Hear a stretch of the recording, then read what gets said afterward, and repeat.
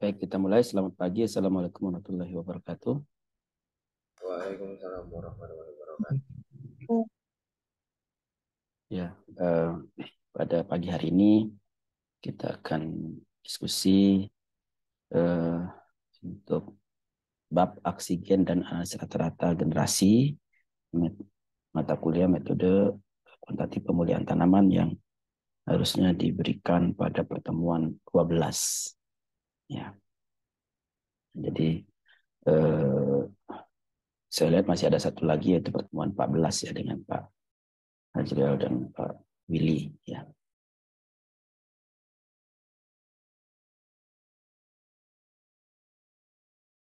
Nah, oksigen itu adalah bagaimana gen mengendalikan suatu ekspresi fenotip. Ini ditentukan oleh bentuk interaksi ya yang terjadi, baik itu interaksi antar alel pada lokus yang sama ya, maupun interaksi antar alel pada lokus yang berbeda. Untuk karakter kuantitatif, maka interaksi gen itu dapat terlihat pada perbedaan ya, penambahan nilai oleh suatu alel total pada nilai suatu genotipe. Jadi kalau kita lihat posisi pola oksigen tersebut, kalau di P1 misalnya adalah fenotip yang di sebelah kiri, yang pendek atau yang kecil, begitu ya. Kemudian P2 itu adalah fenotip yang tinggi, yang besar, yang sebelah kanan. Maka yang disebut dengan aditif apabila posisi F1-nya ya, F1-nya adalah pas berada di tengah-tengah. Jadi kalau misalnya P1-nya adalah bernilai 6 dan P2-nya bernilai 10, ya, kita dalam melakukan analisis genetik itu biasanya mengambil tetua-tetua yang distinct. Jadi kalau P1-nya bernilai 6 dalam keadaan diploid, maka gametnya akan menyumbang 3, kemudian P2 itu bernilai 10, gametnya menyumbang 5. Ya. Nah, jadi kalau P1 dan P2 dalam keadaan homozigot, resesif dan dominan tentunya, jika F1-nya yang dalam keadaan heterozigot itu pas berada di tengah-tengah, artinya P1 menyumbang separuh dari fenotipnya, P2 menyumbang separuh dari fenotipnya, maka pas berada di tengah-tengah. Jadi kalau angka yang kita gunakan tadi 6, ya, jadi separuhnya adalah 3, kemudian P2 itu adalah 10, separuhnya adalah 5, maka 3 ditambah 5, 5 tambah 3 adalah 8. Jadi kalau pas 8 berarti dia penjumlahan. Ya, jadi penjumlahan saja. 3 tambah dikit. Yang disebut dengan penjumlahan di sini atau yang oksigen yang berupa penjumlahan ini itu disebut dengan oksigen aditif. Ya. Kalau dia pas, ya sama persis dengan tetua tertingginya, apakah itu sebelah kanan atau sebelah kiri. Jadi kalau misalnya P2-nya 10 dan ternyata F1-nya juga 10, ya mirip kalau kita menyilangkan merah dan putih, maka F1-nya warna merah berarti oksigennya dominan. Jadi 6 disilangkan dengan 10, F1-nya yang heterozigot berupa 10 berarti oksigennya dominan. Kalau di antara aditif dan dominan, Ya, dia tidak aditif, tidak pas di tengah-tengah, agak bergeser sedikit, tapi tidak pas juga di P2-nya, maka disebut dengan dominan parsial. Namun jika lewat tetua terbaiknya, ini di posisi F1 ya, bukan di F2, maka disebut dengan over dominan, ya, melampaui tetua yang tertingginya. Ya. Ini adalah pola-pola oksigennya. Aditif, dominan, overdominan, dan seterusnya. Jadi pola-pola yang terjadi itu apakah akibat dari aditif atau dominan atau ada interaksi yang lain yang menyebabkan dia berbeda. Nah, kalau kita bisa ilustrasikan seperti ini, ya di mana posisi angka tertentu itu dalam keadaan homozigot resesif, kita sebut dengan 0. 0 itu adalah titik minimal. Kalau misalnya ada suatu ukuran tertentu, titik minimalnya adalah 30, maka setiap oksigen yang ada itu menambahkan dari angka 30 itu. Menambahkan berapa? Nah, kalau di oksigennya adalah aditif, ya, di mana setiap alel dominan itu menambah satu angka. Jadi kalau ada satu alel dominan ini, A besar, A kecil, B kecil, B kecil, berarti menambah satu angka. Demikian juga yang ini, A kecil, B besar, B kecil, menambah satu angka. Ya. Plus 1, ya maka fenotipnya adalah 31. Misalnya. 0 itu adalah 30. 31. Kalau ternyata salah satu genotipenya adalah homozigot dominan, berarti menambah 2. Ini A besar, B kecil, berarti 1 tambah 1, angka 2. Atau di sebelah sini, A kecil, B besar, itu 2. Maka fenotip akhirnya berarti 32. Ya, atau di sini A besar, A kecil, B besar, B kecil itu sama-sama menyumbang satu alel dominan, berarti menambah 1 poin. Menyumbang 2 alel dominan berarti 2 poin. Maka dalam keadaan homozigot dominan salah satu genotipenya atau heterozigot untuk kedua genotipenya. Jadi jalur tengah ini sama-sama adalah menyumbang 2. Nah, kalau ada 3 alel A besar, B besar, B kecil berarti menyumbang 3. 3 poin. Kalau ada 4 alel dominan A besar, B besar, B besar itu menyumbang 4 poin. Menyumbang 1 poin, menyumbang 2 poin karena hasil penjumlahan dari setiap alel yang ada itu disebut dengan oksigen aditif. Ya. Nah, sementara kalau misalnya dalam keadaan homozigot resesif standar minimal, kemudian jika dalam keadaan heterozigot, ya, A besar A kecil, ya, B kecil ada salah satu yang heterozigot, maka dia menyumbang 2. Tidak menyumbang 1, tapi menyumbang 2. Demikian juga dengan A kecil, B besar menyumbang 2. Ya. Atau A besar, B besar menyumbang 2. Jadi A besar dengan A besar A kecil sama-sama menyumbang 2. Tadi kita sudah ilustrasikan bagaimana merah silang putih heterozigot dalam keadaan merah. Ya. Maka itu adalah oksigen dominan. Oksigen di antara alel 2 alel itu dominan. Ya. Oksigennya dominan. Jadi kalau ada 2 yang dalam keadaan heterozigot, maka dia dominan tambah dominan. Jadi 4. 2 tambah 2, 4. Tidak ada interaksi antar lokus. Ini adalah interaksi antar alel saja. Antar lokus tetap aditif. Ya, epistasisnya adalah aditif.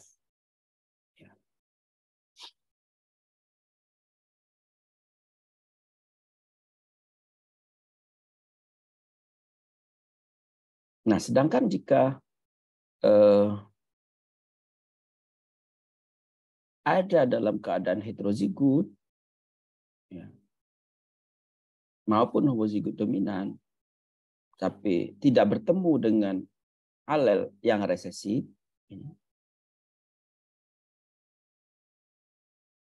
maka yang disebut dengan epistasis komplementari. Ya, jadi ini adalah epistasis.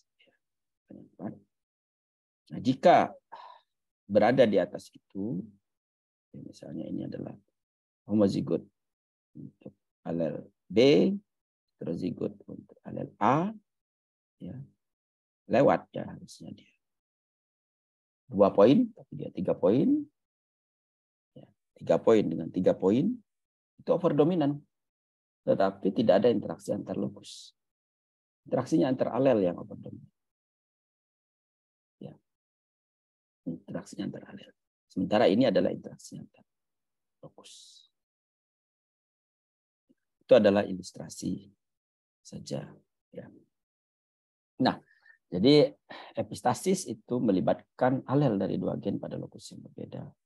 Sekali lagi bahwa pengaruh yang tadi diukur sebagai penambahan nilai dari nilai dasar, contohnya adalah kasus ini tadi 30 cm, jadi setiap alel A besar atau B besar dan atau B besar menambah 1 cm dari nilai dasar. Nah, itu ilustrasi bagaimana aksi gen itu bekerja. Ya.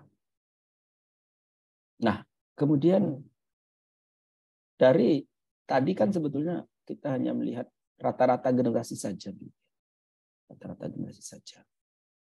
Nah, kalau misalnya ada populasi-populasi yang di-create sedemikian rupa dalam mating design, maka kita bisa melakukan analisis dari rata-rata generasi tersebut. Misalnya ada P1, P2, F1, BCP1, BCP2, F2, dan seterusnya, maka kita lakukan analisis dari setiap generasi tersebut. Dan kemudian kita sebut dengan analisis rata-rata generasi. Apa tujuannya? Tujuan dari analisis rata-rata generasi itu adalah untuk menduga besarnya komponen aditif tadi, komponen dominan dan epistasis terhadap nilai rata-rata generasi dari suatu karakter. Setiap generasi itu bisa diduga, F2, F3, dan seterusnya. Kemudian tentu ingin menduga model genetik yang mengendalikan suatu karakter. Apakah modelnya aditif saja, atau ada peran dominan di situ, karena banyak gen yang terlibat ya. Misalnya ada 10, ada 20, ada 30 gen yang terlibat. Polanya seperti apa? Kelompok pertama misalnya aditif, kelompok kedua misalnya dominan. Apakah ada interaksi aditif-aditif? Ya. Apakah ada interaksi dominan-dominan? Maka ada. Kalau ada interaksi berarti dia epistasis.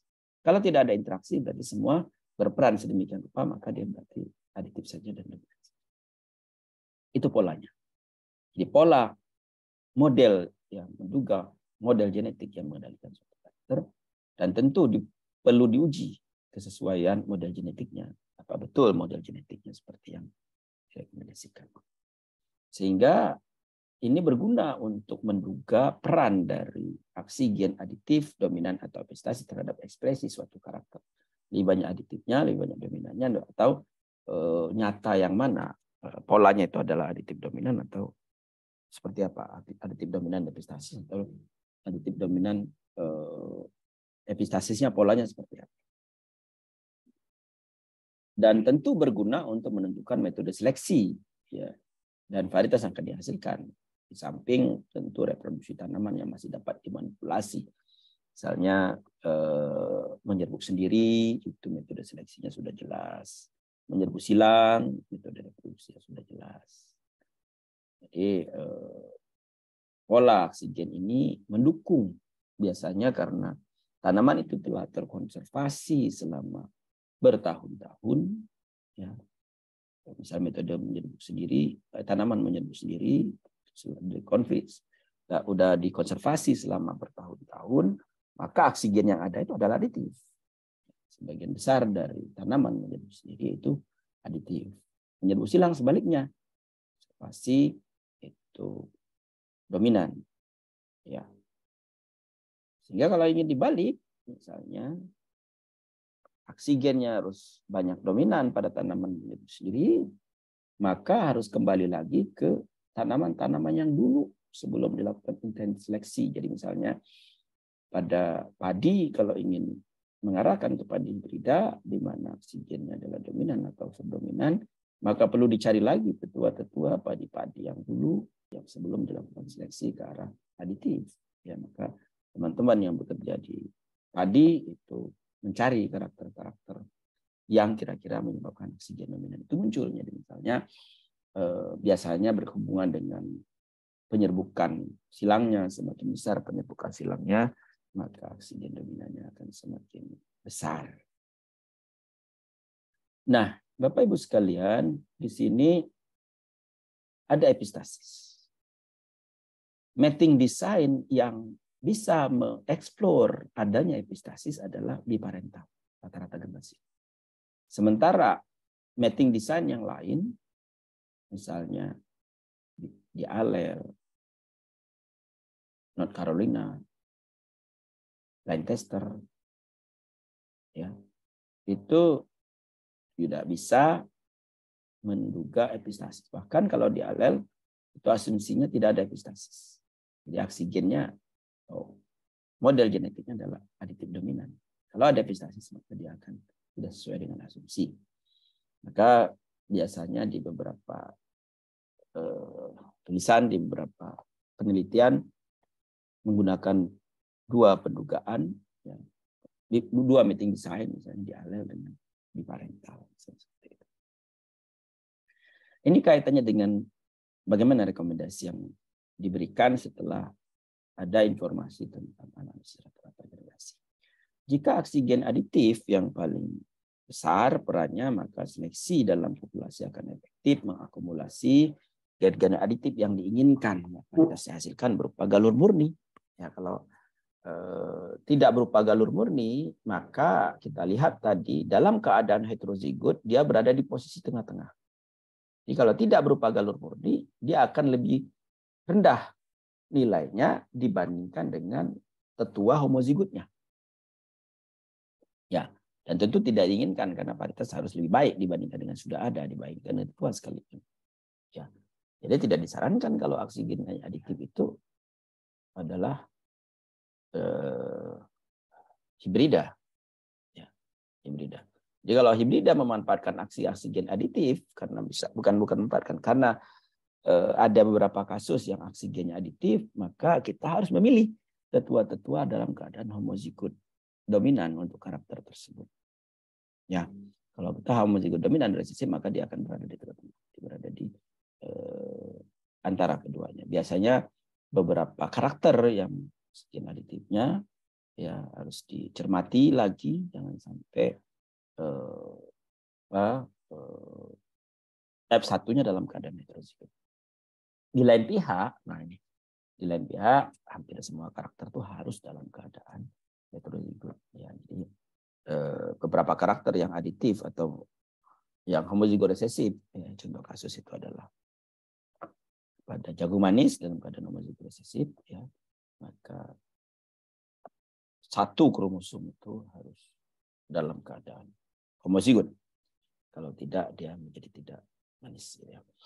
Nah, jika oksigen dominan yang paling besar perannya seleksi antar populasi, varietas dihasilkan berupa hibrida karena dia bisa mengakumulasi gen-gen yang dominan tadi, ya, maupun opordominan sesungguhnya, termasuk juga opordominan di sini, maka varietas hibrida yang direkomendasikan. Ya, karena dalam keadaan untuk memanfaatkan oksigen dominan itu harus dalam keadaan heterozigot. Ya. Dalam keadaan homozigot itu oksigen tidak akan terlihat. Oksigen dominan tidak akan terlihat. Kalau ada pertanyaan langsung saja ya. Nah, dalam menduga model genetik atau oksigen bisa menggunakan metode rancangan di alel, metode line tester juga bisa. Ya. Atau analisis rata-rata generasi. Tapi kalau saya katakan tadi ada batasnya untuk rancangan di alel maupun line tester. Batasnya adalah tidak bisa ada epistasis di sana. Nah, jadi maka biasanya kalau ada epistasis atau lebih baik menggunakan biparental. Ya. Ada P1, P2, F1, F2, bahkan F3, BCP1, BCP2. Kalau kita ingat lagi di genetika kuantitatif, ya di mana ya, yang diinginkan dan yang tidak diinginkan ini alel resesif dan alel dominan. Resesif berada di sebelah kiri, dominan di sebelah kanan. Maka rata-rata dari resesif dan dominan ini adalah M. Ya. M. Nilai penambahan dari M ya yang sama, yang tambahan ke kanan itu disebut dengan D. Ya, jadi dalam keadaan homozigot dominan itu D, dalam keadaan homozigot resesif itu min D, dalam keadaan heterozigot itu adalah H. Ya, ini adalah nilai genotip. Ya, poin tadi 0 itu adalah titik tengah, dalam artian adalah titik dasar. Ya, titik dasar dari itu bukan berarti genotipenya 0, titik dasar. Jadi kalau misalnya titik dasarnya adalah rata-rata 30, berarti sesungguhnya 0 itu adalah 30. Nah, di mata kuliah tersebut juga kita ada ilustrasi. Ini adalah contoh ya di buku Falconer halaman 109. Dalam keadaan homozigot resesif itu 6 poin. Dalam keadaan homozigot dominan adalah 14 poin. Dalam keadaan heterozigot adalah 12 poin. 14, 6, 12. Maka yang disebut dengan M itu adalah 14 ditambah 6 dibagi 2, 10. Jadi M itu adalah 10. Ya. Maka 10 menjadi standar. Nilai D itu adalah 14 dikurangi 10. 4. Ya. Min D itu adalah 6 dikurangi 12. Min 4. Sementara H itu adalah 12 dikurangi 10. 2 gram. 2 poin. Ya. Nah, jadi ada istilah D, ada istilah H, ada istilah M. Itu yang akan kita pakai. Nah, dengan menggunakan ketiga parameter tersebut, maka nilai genetik suatu genotipe dapat diduga untuk satu gen. Jadi misalnya P1 tadi sesungguhnya adalah M ditambah D, ya 14 tadi. 10 ditambah 4. Rata-rata P2 itu adalah M dikurangi D, ya 10 dikurangi 6. Dan F1 itu adalah M ditambah H, 10 ditambah 2. Jika lebih dari satu gen, itu adalah M ditambah sejumlah D untuk P1. P2 itu adalah M dikurangi sejumlah D, berapa banyak D. Dan rata-rata F1 adalah M ditambah sejumlah H. Ya. Di mana D itu adalah sigma, atau tanda kurung kerawal itu adalah sigma. Sigma D maupun juga sigma H.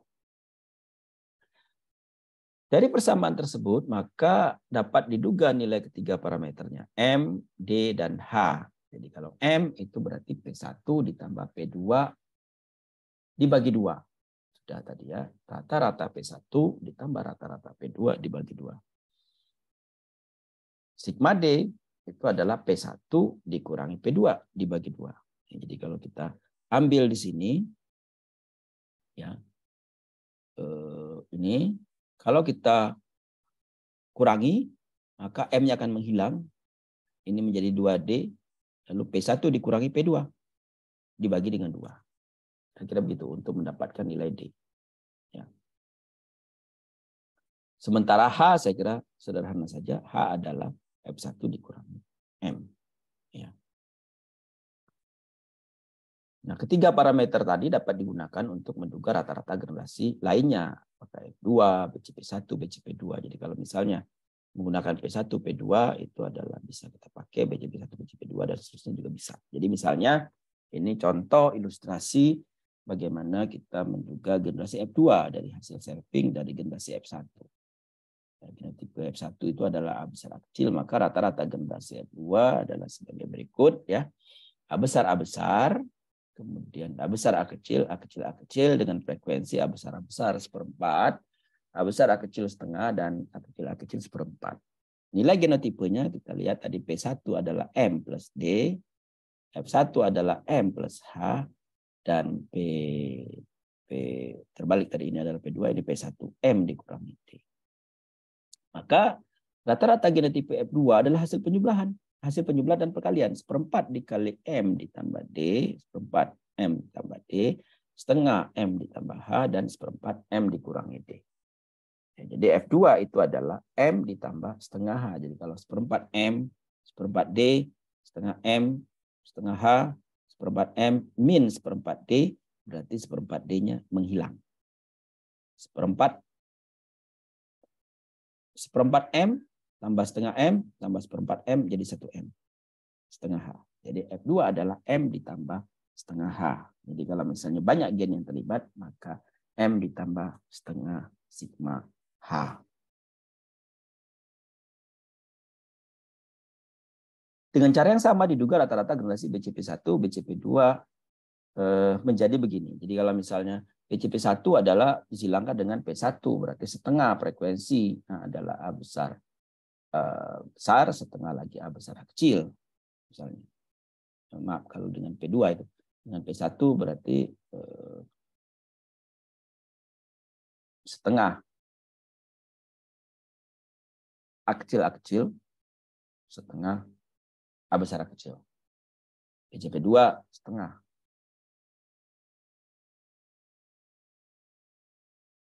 A besar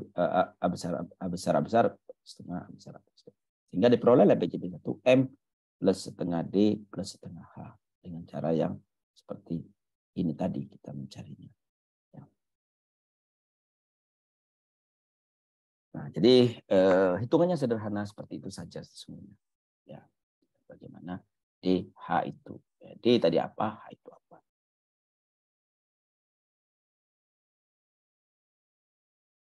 Nah, dalam menduga komponen rata-rata generasi dari informasi yang kita peroleh tadi, maka ada beberapa asumsi yang perlu dirumuskan, asumsi yang ada begitu ya. Yang pertama adalah kedua tetua dalam keadaan atau berperilaku homozigot. Maaf, kedua tetua harus dalam keadaan homozigot. Ya, kalau dia tidak homozigot tidak bisa. Jadi harus dimurnikan dulu menjadi homozigot. Pola pewarisannya diploid, berperilaku sebagai diploid. Meskipun dia alohexaploid, misalnya pada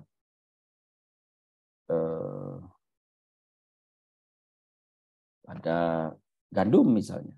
Ya, gandum itu alohexaploid, tapi perilakunya diploid. Jadi bisa. Tapi kalau auto tetraploid seperti pada kentang nggak bisa. Karena polanya tidak diploid. Kentang itu adalah tetraploid. Pola pewarisannya adalah tetraploid. Kemudian tidak ada keterpautan antar gen. Kita akan menduga gen-gen itu bebas di antara kromosom-kromosom yang ada. Tidak ada pengaruh tetua betina.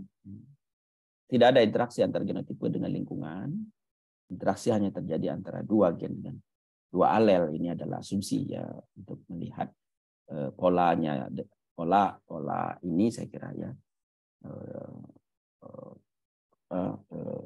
hitungan sederhana dulu dua gen dua alel. Nah, jadi analis rata-rata generasi itu menduga aksi gen dan model genetik dari suatu karakter dengan menggunakan nilai rata-rata dari sejumlah generasi. Semakin besar jumlah generasi yang digunakan, 3-6 generasi akan semakin baik model genetik yang dapat diketahui. Mohon tidak salah pemahaman tentang generasi-generasi itu bukan F1, F2, F3, F4, F5, F6. Ya. Tetapi generasi-generasi yang kita buat, misalnya P1, P2, F1, BCP1, BCP2, F2. Berarti itu 6 generasi. P1, P2, itu generasi kedua, F1, 3, F2, 4, BCP1, BCP2. Berarti 6 generasi. Kalau sampai ke F2 saja tidak ada BCP1, BCP2, berarti ada 4 generasi. Ya. Kalau hanya P1, P2, F1 saja hanya 3 generasi. Atau kalau misalnya BCP1, BCP2, dan F2 saja itu berarti 3 generasi.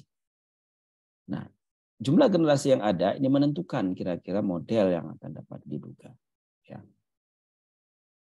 Nah, ada 2 model pendugaan. Yang pertama adalah scaling test, ya, uji skala untuk menduga aksi gen dan model genetik dengan menguji sejumlah generasi secara terpisah.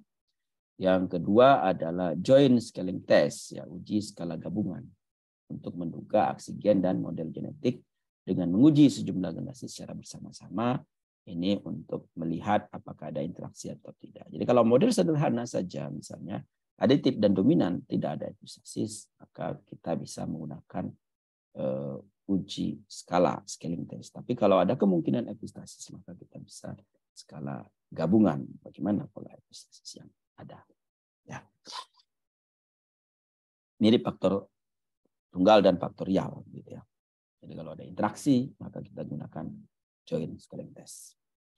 Kita lihat satu-satu. Scaling test. Ini adalah pendugaan model genetik dan komponen dari rata-rata generasi menggunakan skala A, B, C, dan D.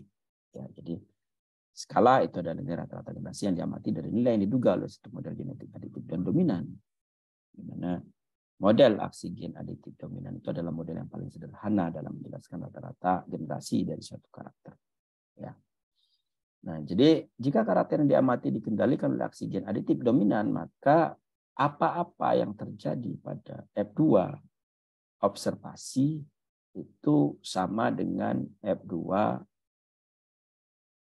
hasil pendugaan, expected ya.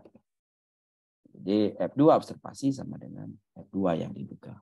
Dengan demikian maka tadi kita sudah mencari bagaimana cara menduga sesuatu, ya, menduga sesuatu, ya, di F2 tadi, ya. Cara menghitungnya adalah M plus setengah H, gitu. Ya, M plus setengah H. Di mana M itu adalah P1 tambah P2 dibagi 2. Setengah H itu adalah F1 dikurangi P1 tambah P2 dibagi 2. M. F1 dikurang M tadi H, ya. H itu adalah F1 dikurang M. Ya, karena kita akan H itu harus dikeluarkan dari pengamatan di lapangan. Jadi P1, P2, rata-rata P1, rata-rata P2, rata-rata F1 itu yang akan menjadi dasar dalam perhitungan, sehingga M dan H kita kembalikan lagi ke rumus itu. Sekali lagi M berarti setengah kali P1 tambah P2, P1 tambah P2 dibagi 2, H itu adalah F1 dikurangi M, M adalah setengah P1 tambah P2 dibagi 2. Sehingga kalau kita keluarkan rumus ini, maka menjadi seperempat P1, setengah F1, dan seperempat P2. Ya, itu adalah hasil pengamatan. Maaf, bukan hasil. Ini adalah hasil dugaan. Nah, hasil dugaan dan dikurangi dengan hasil pengamatan, hasil dugaan itu adalah F2, rata-rata F2. Hasil pengamatan itu adalah ini. Maka bisa kita lihat di sini. Jadi hasil dugaan dan hasil pengamatan dikurangi hasil dugaan itu adalah skala C namanya. Untuk di F2. Ya. Maka di sini kita bisa keluarkan angka-angka ini, ya, sehingga dapatlah angka 4 F2 P1, ya, kurangi 2 F1 kurangi P2. Ini agar tidak dalam bentuk pecahan dikalikan 4, ya, sehingga 4 F2 dan seperempat F1 itu menjadi seperempat P1 menjadi P saja, setengah F1 menjadi 2 F1 dan seperempat P2 menjadi P2 saja. Ini adalah disebut dengan skala C. Nah, skala skala A itu adalah melibatkan BCP1. Sama dengan tadi, cara menghitungnya, sigma BCP1,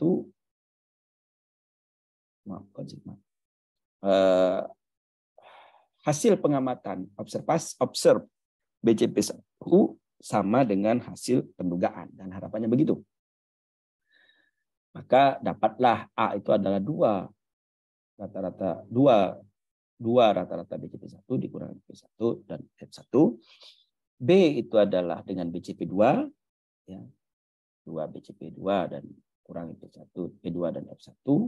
Sekali lagi cara menghitung A dan B itu sama dengan cara mencari di C, ya, di F2. Kira-kira seperti itu mirip. Ya. Nah, lalu kita uji skala. Uji skala dilakukan untuk menguji kesesuaian. Nilai skala harus sama dengan 0 jika tidak ada perbedaan antara nilai yang diamati dengan nilai yang diduga. Jadi kalau misalnya model aditif dominan itu nilai yang diamati sama dengan nilai yang diduga. Ya. Nah, jadi dengan uji T, ya, dengan rumus ragam A 4 BCP1, ya, dari sini tadi dapat ragam dari A, ragam dari A, ragam dari B, B dari ragam dari C, sehingga SEA, B, dan C. Cek ya bagaimana cara menghitung di bukunya si Fair ya. Kita lihat di sini tadi menggunakan Jones dan alat, ya, buku Jones. Di beberapa buku itu ada diuraikan bagaimana cara menghitung. Nah, nilai T itu dibandingkan nilai T tabel, yaitu 1,96, karena dianggap populasi besar, maka T-nya sama dengan 1,96. Jika tidak berbeda nyata, berarti model aditif dominan yang sesuai untuk menduga komponen parameter genetik tersebut. Namun jika berbeda nyata, maka model harus meletakkan komponen interaksi gen.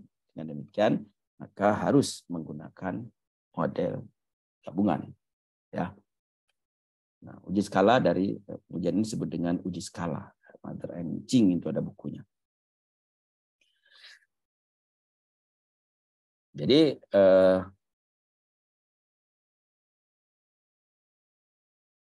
dengan cara lain di sini kita bisa lihat bahwa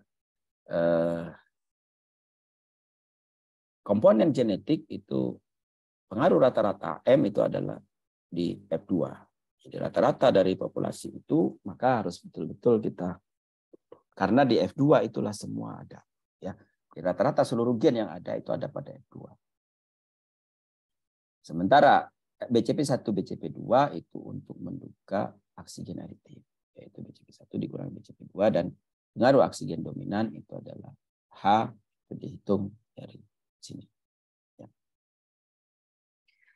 Pengaruh aksi gen aditif-aditif adalah 2B1 dan seterusnya. Ya, uji kesesuaian model adalah seperti ini. Dari rumus-rumus itu nanti akan kita uji. Ini adalah contohnya. Mari kita lihat bahwa P1 adalah 50 individu, P2 adalah 50 individu, F1 100 individu, F2 200 individu, BCP1 200, BCP2 200. Kita lihat di sini bahwa jumlah populasinya minimal 200 ya. BCP1, BCP2 kalau tidak sanggup 200 bisa 100. F2 yang penting adalah 200. Kemudian dari individu-individu itu ini adalah rata-ratanya. Rata-ratanya berapa, ragamnya berapa. Ya, dari rata-rata dan ragam inilah sebetulnya makanya disebut dengan analisis rata-rata generasi. Ya. Kita lihat uji skala C yang tadi rumusnya sudah kita peroleh. Uji skala C itu mendapatkan angka 0,8. Karena F2-nya rata-ratanya sudah ada, P1 rata-ratanya sudah ada, F1 rata-ratanya sudah ada, P2 rata-rata sudah ada. Kita hitung, maka skala C 0,8. Standar error C itu adalah 3,4173 dengan rumus yang ada tadi di atas. Kemudian T itu adalah 0,8 dibagi dengan 3,4173, 0,23. Lalu kita bandingkan dengan T tabel. T tabel 1,96, angkanya masih sangat kecil, berarti sesuai untuk model aditif dan dominan. Ya. Itu skala C. Belum model aditif dominan. Skala C, skala C-nya adalah sesuai. Ya. Nah, kemudian bagaimana dengan ya. Jadi dengan skala C kita juga bisa langsung untuk menduga model aditif dan dominan. Ya. Nah, bagaimana parameter MDH-nya? M itu kita sudah dapat tadi, setengah P1 tambah P2 dibagi 2, 69. D itu adalah 0,6, H itu adalah 20,6. Ya, sekali lagi ini diambil ya, D dan H itu diambil ya dari ini adalah nilai real. Ya, nilai real yang kalau di ini kan adalah yang disebut dengan 0 adalah 69 tadi ya. Nah, jadi itu adalah skala tes, scaling test. Kemudian joint scaling test itu adalah analisis gabungan, ya, di mana kita dapat menduga MDH dan interaksinya dengan beberapa generasi secara bersama-sama, ya. Jadi dapat menguji model dengan uji kebaikan sesuai terboboti, ya, asal derajat bebas tercukupi. Jadi kalau misalnya kita menggunakan 6 generasi, itu generasi P1, P2, F1, BCP1, BCP2, dan F2, maka kita bisa menduga sampai M, ya, seperti ini. Ya. Jadi M adalah pengaruh rata-rata, D aksi gen aditif, H itu aksi gen dominan, I adalah aditif-aditif, J adalah aditif dominan, L itu dominan-dominan. IJL itu adalah epistasis, ya. Pola interaksinya apakah dia berupa aditif-aditif atau aditif dominan atau dominan-dominan. Kita juga karena ada kelompok-kelompok tadi. Apakah dia berinteraksi antara aditif dan aditif atau berinteraksi aditif dengan dominan atau berinteraksi dominan tergantung dari. Dengan demikian, maka model yang dapat diuji adalah MD aditif saja, MDH aditif dominan saja, MDHI ya, aditif dominan dan aditif-aditif, MDHIJ aditif dominan, aditif-aditif, aditif dominan, MDHIJL adalah aditif, aditif, aditif. Aditif dominan, aditif-aditif, aditif dominan, dan dominan-dominan. Ya. Jadi karena kita hanya 6 generasi saja, tidak sampai ke F3, maka kita hanya sampai kepada MDHIJL. Ya. MJHIJ. Ya, karena itu 2, 3, 4, 5, 6. Derajat bebasnya adalah 5. Jadi sampai hanya pada IJ saja. Ya. Nah, bagaimana komponen parameter genetik model tersebut? Ya.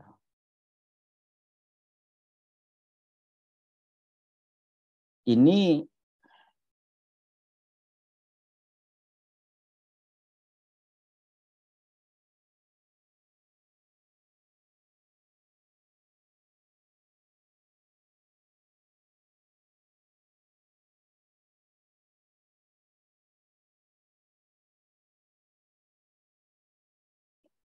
skor-skor ini ada di apa namanya?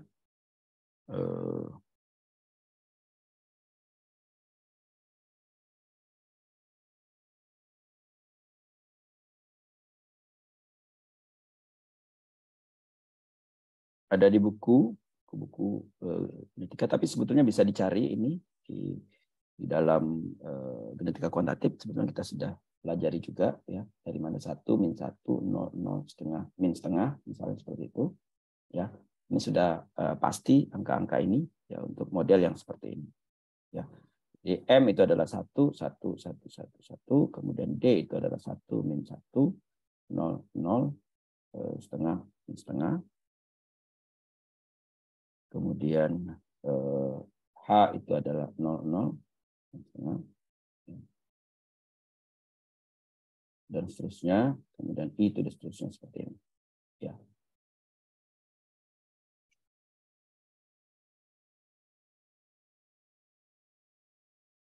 Jadi kalau sampai ke sini MD itu kita menggunakan rumus yang sudah kita cari tadi.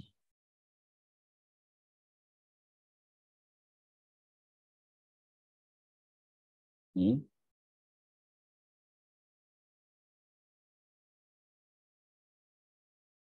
Di mana F2 adalah setengah H, M sama dengan F2 adalah M tambah setengah H, sementara P1 itu adalah M ditambah D, P2 itu adalah M dikurangi D, jadi 1, 1, 1, min 1.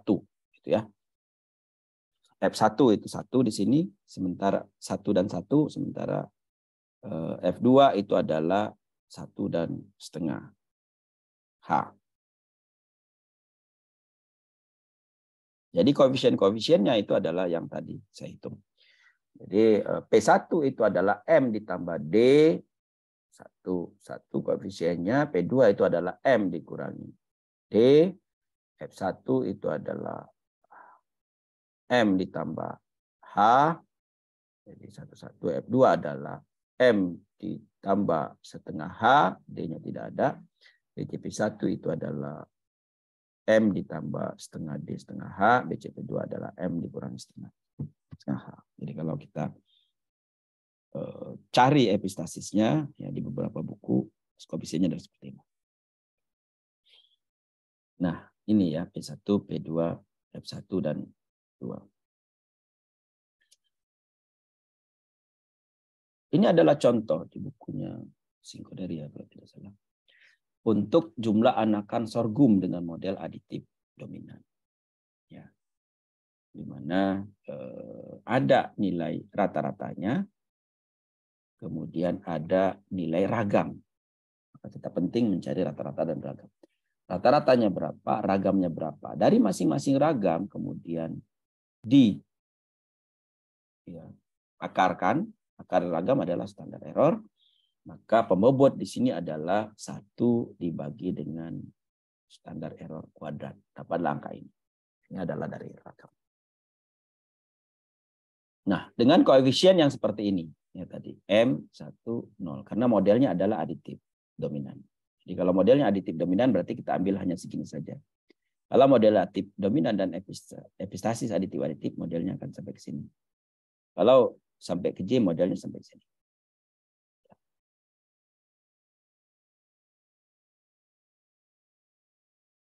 Kita hitung satu-satu untuk mendapatkan ya, untuk setiap parameter.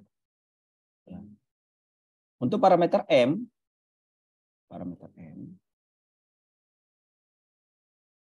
maka pengali di tengahnya adalah koefisien M. Parameter D itu koefisien D di sini. Parameter H, koefisien H di sini. Ya. Ini contohnya adalah parameter M.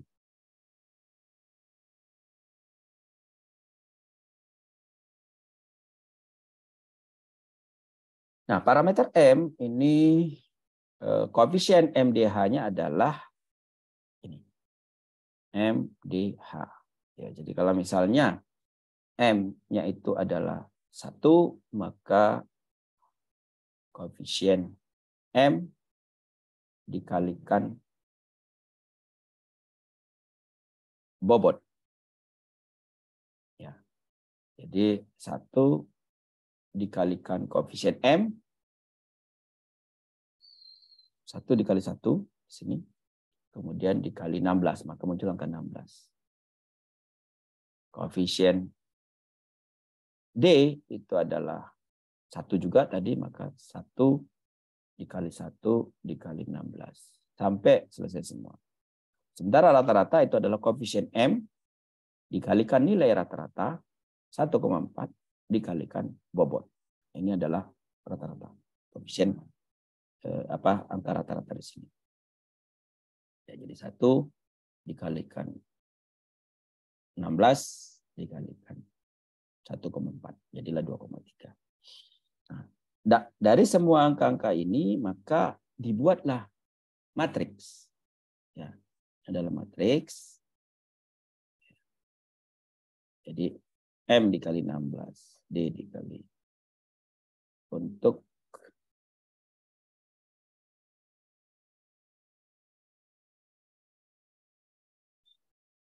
untuk ini totalnya adalah 66 ya. 66 dikalikan M, 5,87 dikalikan D, 13,43 dikalikan H sama dengan 127. Itu adalah untuk yang pertama adalah model atau parameter M. Ya, parameter M. Sementara parameter D, maka ini dirubah lagi dengan merubah koefisien di tengah ini menjadi koefisien D. Koefisien D-nya seperti apa? Ambil dari sini. 1, min 1, 0, 0, setengah, min setengah. Diletakkan di sini. Lalu dihitung semuanya di sini. Ya, totalnya jadilah baris kedua. Parameter H ini adalah ini. Hanya koefisien H saja yang berubah, lalu kemudian dikalikan. Dapatlah angka-angka yang berbeda, lalu kemudian total inilah yang merupakan baris ketiga. Lalu dibuat matriks. Ini adalah jumlahnya 127, 26, 26. Kemudian MDH-nya dikeluarkan. Ya, MDH-nya dikeluarkan, tinggal koefisien angka-angka di depannya saja di dalam sini. Ini C, M, S. Lalu kemudian lakukan inverse matrix. M sama dengan ini kan. M sama dengan inverse matrix. Ya. Inverse matrix C dikalikan S. Ya. MDH dikeluarkan MDH, maka dapatlah angka ini. Ya. Jadi 127 di sini, kemudian dan seterusnya angka-angka tadi. Ya. Inverse matrix saya kira. Materi harus diingat-ingat kembali, kemudian dihitung ini dikalikan ini dikalikan ini dikali ini, jadilah 1,81 misalnya, ya, dan seterusnya. Ini juga begitu, kalikan ini, jadilah 0,339. Dengan demikian maka M adalah 1,81, D adalah 0,37 dan H adalah 0,39. Gimana cara mencari standar errornya? Standar error ya akar dari ya, M tadi. Standar error dari M, standar error dari D, dan standar error dari H bisa dihitung berdasarkan rumus yang ada. Sehingga muncullah MDH. Jadi ini adalah angka ketiga parameter dan standar errornya. Selanjutnya lalu lakukan pengujian untuk menentukan apakah parameter genetik tersebut nyata dan diikutsertakan dalam model. Jadi angka-angka ini sudah ada, apakah nyata atau tidak modelnya sesuai dengan tidak MDH, ya perannya ini seperti itu. Jadi meskipun ada angkanya, bisa saja modelnya menyatakan tidak nyata misalnya hanya, dan T-nya tidak nyata sehingga modelnya hanya sesuai dengan mana yang nyata saja. Nah, pengujian dilakukan dengan uji T dan dibandingkan dengan nilai T pada 1,96. Jadi P1 2,2, P2 1,42, F1 2,2, ini kembali lagi ke rumus MD, MA dan seterusnya, BCP1, BCP2 1,8. Itu adalah nilai harapannya, nilai rata-rata harapan. Nilai rata-rata harapan kan tadi diambil dari angka-angka ini MDH, ya. Kemudian rata-rata harapan ini dengan rata-rata yang diamati ini, rata-rata yang diamati sudah ada. Tadi ini adalah rata-rata yang diamati di lapangan. Kemudian ini adalah rata-rata harapan, nilai rata-rata harapan itu diduga M-nya sudah dapat, D-nya sudah dapat, tinggal dijumlahkan. P1 adalah M ditambah D. Tadi yang depan sudah saya sampaikan. Sehingga P1, P2, F1, F2, B1, B2 itu adalah nilai rata-rata harapannya diperoleh. Kemudian diuji menggunakan uji Q kuadrat, di mana rata-rata yang diamati dikurangi dengan rata-rata yang diharapkan, dikuadratkan dikali bobot. Ya, sudah ada tadi. Kemudian dapatlah X atau Q kuadrat hitung. Q kuadrat hitung ini akan dibandingkan dengan Q kuadrat tabel. Ya, Q kuadrat tabelnya adalah ini. Ya. Derajat bebas adalah N-3. Ya. Dan 3 parameter tadi ya. ya N-3 dengan derajat bebas N-3 itu kita bisa hitung Q kuadrat tabelnya berapa, sehingga ketika dibandingkan dengan Q kuadrat hitung ini tidak nyata, sehingga modelnya sesuai dengan M plus D. Ya.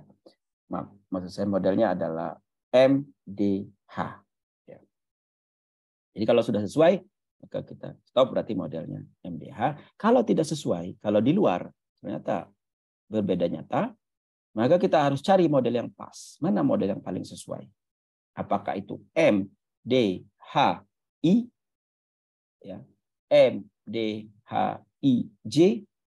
MDHIL, mana? Yang paling maksimum adalah 5. Ya.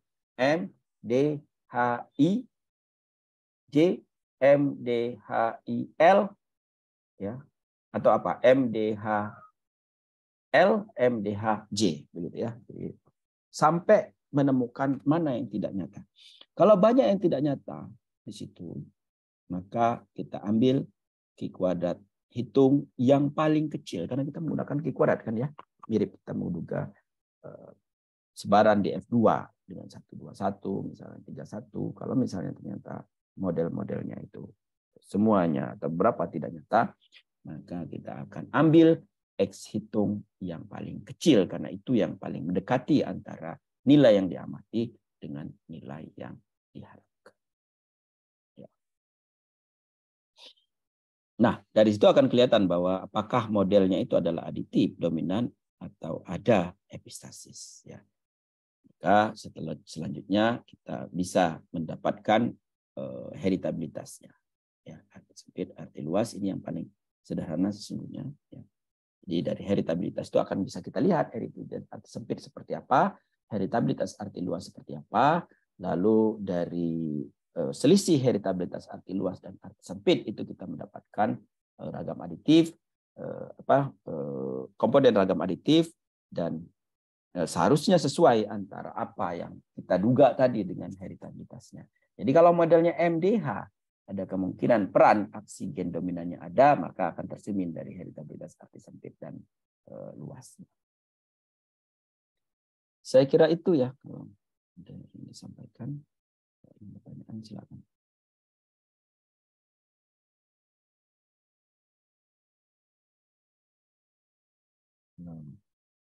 Tidak ada, nanti di praktikum akan diperjelas oleh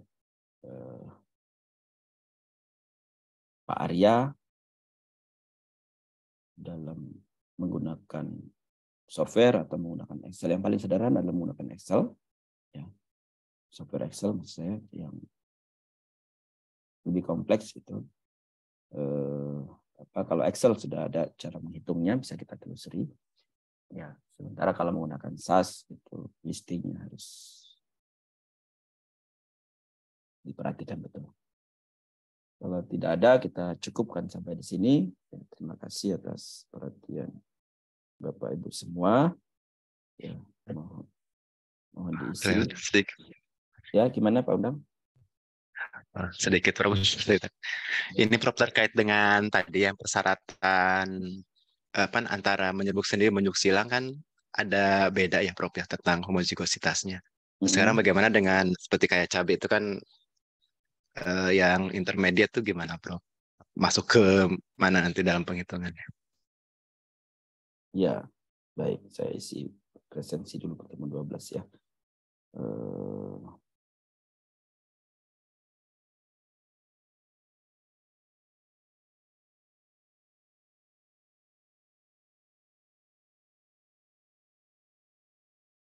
Justru contoh yang paling gampang kita gunakan kalau misalnya dia ada model aditif dominan adalah pada tanaman intermediate. Artinya kalau misalnya ternyata dia adalah aditif, maka kita bisa bikin varietas galur murni. Kalau ternyata dominan, kita bisa bikin hibrida. Justru yang paling mudah kita rekomendasinya adalah tanaman intermediate dibandingkan dengan tanaman menyerbu sendiri total atau menyerbu silang total. Misalnya kalau menyerbu silang ternyata banyak aksi gen aditif seperti jagung, kan nggak mungkin kita rekomendasikan varietas galur murni, gitu kan ya. Atau tanaman menyerbu sendiri total seperti kacang-kacangan yang hibridanya tidak mudah untuk dibuat. Ya, jadi kacang tanah misalnya. Ternyata oksigen dominannya beberapa di beberapa lokasi, nggak mungkin kita rekomendasikan adalah hibrida, kan gitu. Karena tidak efisien. Dari segi oksigennya oke, tapi pelaksanaan tidak efisien. Nah, yang paling realistis adalah justru intermediate seperti cabai, tomat, dan intermediate itu. Jadi kalau ternyata populasi yang kita buat itu oksigen aditifnya lebih besar untuk membuat itu, maka kita bisa galur murni saja ini, gitu. Kalau dominan hibrida saja ini. Ya, tinggal kita cari kira-kira siapa yang sebagai betina, sebagai jantan efisien atau tidak dalam produksi benihnya, karena persilangannya kan juga tidak mudah. Demikian saya kira. Mudah.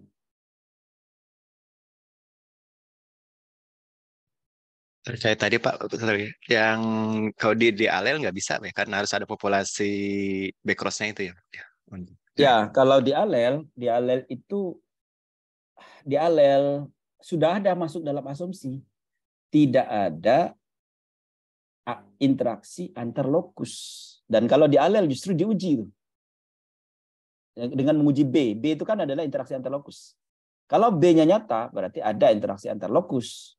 Gitu. Nah, kita tidak bisa mengeksplor pola epistasisnya seperti apa. Hanya aditif dan dominan. Dan kalau kita tidak tahu pola epistasisnya aditif atau aditif dominan. Sehingga apakah nanti mempengaruhi jumlah aditifnya atau mempengaruhi jumlah dominannya, kan gitu. Karena dia akan, kalau aditif dia akan masuk ke aditif oksigen aditif. Kalau ada aditif dominan dia akan terbagi mana aditif dominan, dan itu tidak keluar dari angka itu. Padahal kita akan menduga heritabilitas hati luas, hati sempit, dan masing-masing oksigennya. Artinya dugaan kita akan bias, kita tidak tahu mana pola epistasisnya kemana. Ya. Nah, biasanya kalau ada B itu maka kita harus lanjutkan dengan menggunakan biparental untuk mengetahui kira-kira polanya apakah aditif atau dominan untuk mendukung hasil dari di alel. Demikian Pak Undang ya.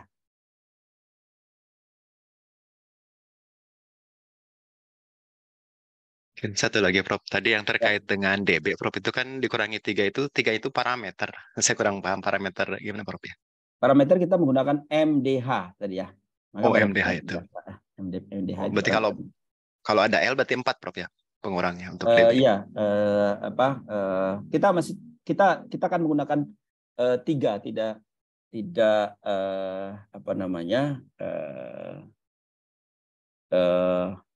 kalau polanya MDHL berarti 4 ya.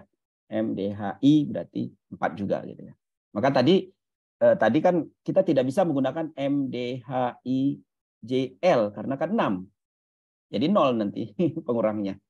Pengurangnya 6 jadi 0. Derajat bebas 0 kan nggak bisa. Maka maksimum 5 tadi. Ya. Jadi yang contoh tadi barusan saya buat adalah modelnya aditif dominan. Maka 3 gitu ya. Nah, MDH. Kalau aditif dominan epistasisnya aditif berarti MDHI, maka pengurangnya 4. Jadi kita harus mencari K-kuadrat tabelnya dengan derajat bebas 2 gitu.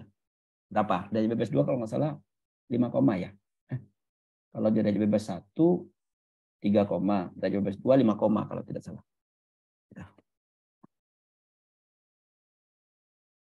K-kuadrat tabelnya ya. Demikian saya kira. Semakin banyak ininya maka derajat bebasnya akan semakin kecil. Semakin kecil derajat bebasnya maka akan semakin sempit peluang dia menjadi tidak berbeda nyatanya. Gitu Pak Undang ya Bapak Ibu sekalian. Nah, jadi kalau penasaran bisa juga diuji kira-kira ini tidak nyata, lain tidak nyata. Jangan-jangan sebetulnya banyak yang tidak nyatanya, tetapi angka X kuadrat hitung yang paling tepat yang mana kan gitu. Kalau misalnya tidak berbeda nyata, bisa saja kita uji berikutnya kira-kira mana apakah tidak berbeda nyata juga untuk yang MDHL-nya. Kalau tidak jadi nyata, maka kita lihat X kuadrat hitung yang paling kecil. Demikian. Ya. Ada lagi? Bu Ambar, kenapa cemberut begitu?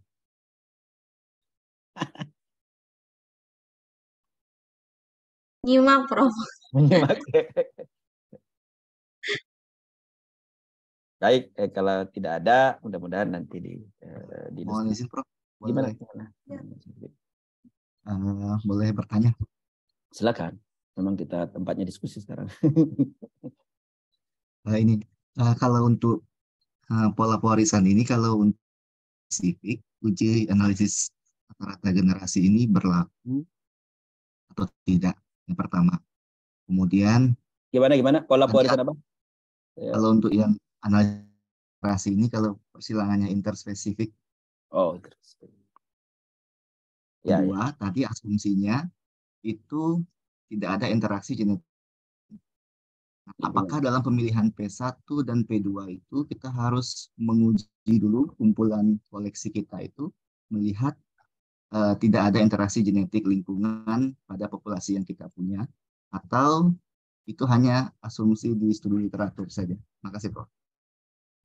Ya, baik. Makasih, Selvi. Bagaimana dengan interspesifik? Interspesifik tidak bisa kita menggunakan ini karena asumsinya tidak terpenuhi menggunakan pola berperilaku di alel, ya. Berperilaku diploid, maaf. Berperilaku diploid itu kan harus Mendelian. Kalau dia interspesifik tidak Mendelian karena tidak berpasangan dia. Banyak yang terlalu banyak yang homoiolog nantinya. Ya, dia bisa berpasangan dengan genom yang berbeda kan gitu ya. Misalnya genom A, genom B, kalau kita menggunakan dua spesies yang berbeda, bisa saja tidak berpasangan. Dia bisa saja dia berpasangan dengan genom B-nya kalau ada homoiolognya, tapi bisa tidak. Nah, karena bisa tidaknya itu berarti kan kita tidak bisa menduga bagaimana pola berpasangannya. Sehingga interspesifik tidak bisa kita menggunakan ini. Akan kacau nanti. Gitu ya. Karena asumsi tidak terpenuhi. Berperilaku diploid tidak terpenuhi. Nah, kemudian tadi pertanyaan kedua apa ya? Jadi lupa. Terkait asumsi interaksi genetik lingkungan. Oh ya, ya. Nah, ya, maka biasanya kalau di artikel-artikel internasional yang bagus justru harus diuji ada atau tidak interaksi itu. Jadi ditanamnya di beberapa lokasi, kan kita tidak pernah menanam di beberapa lokasi. Dengan demikian kan ketahuan apa itu ada interaksi atau tidak gitu ya. Justru akan diuji di situ, ya. Kalau ada interaksinya maka bisa dikeluarkan gitu ya. Jadi kalau hanya di satu lokasi seperti tulisannya beberapa itu tidak diterima malah gitu ya untuk jurnal internasional yang bagus gitu ya. Jadi beberapa biparentalnya ditanam beberapa lokasi ya, justru gitu ya. Jadi untuk mengeluarkan interaksi juga tidak mudah gitu ya. Ya, demikian. Tapi kalau misalnya tidak kita uji, maka asumsinya tidak ada aja gitu. Kalau asumsinya tidak ada, ya anggap tidak ada aja, sehingga aman gitu.